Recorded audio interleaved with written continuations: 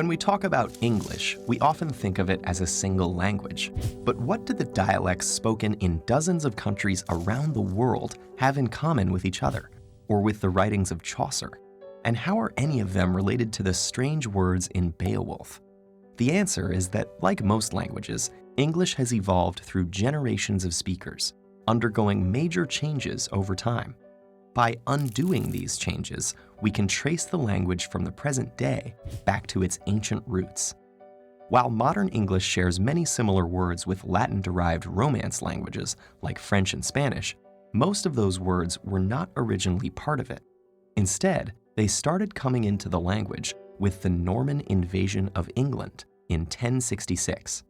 When the French-speaking Normans conquered England and became its ruling class, they brought their speech with them, adding a massive amount of French and Latin vocabulary to the English language previously spoken there. Today, we call that language Old English. This is the language of Beowulf. It probably doesn't look very familiar, but it might be more recognizable if you know some German.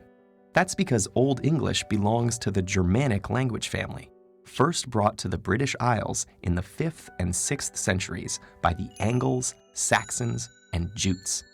The Germanic dialects they spoke would become known as Anglo-Saxon. Viking invaders in the 8th to 11th centuries added more borrowings from Old Norse into the mix.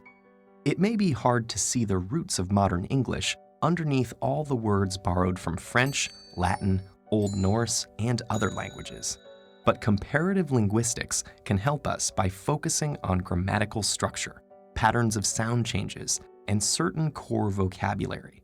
For example, after the 6th century, German words starting with P systematically shifted to a PF sound, while their Old English counterparts kept the P unchanged.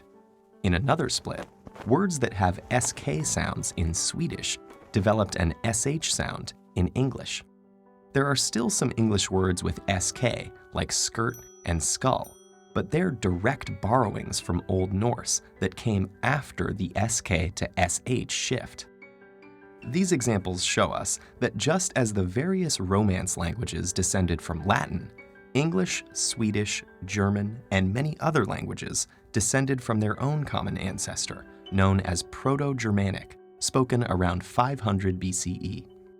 Because this historical language was never written down, we can only reconstruct it by comparing its descendants, which is possible thanks to the consistency of the changes. We can even use the same process to go back one step further and trace the origins of Proto-Germanic to a language called Proto-Indo-European, spoken about 6,000 years ago on the Pontic Steppe in modern-day Ukraine and Russia. This is the reconstructed ancestor of the Indo-European family that includes nearly all languages historically spoken in Europe, as well as large parts of southern and western Asia. And though it requires a bit more work, we can find the same systematic similarities, or correspondences, between related words in different Indo-European branches. Comparing English with Latin, we see that English has T where Latin has D, and F where Latin has P at the start of words. Some of English's more distant relatives include Hindi, Persian, and the Celtic languages it displaced in what is now Britain. Proto-Indo-European itself descended from an even more ancient language, but unfortunately, this is as far back as historical and archaeological evidence will allow us to go. Many mysteries remain just out of reach, such as whether there might be a link between Indo-European and other major language families, and the nature of the languages spoken in Europe prior to its arrival. But the amazing fact remains that nearly 3 billion people around the world, many of whom cannot understand each other, are nevertheless speaking the same words shaped by 6,000 years of history.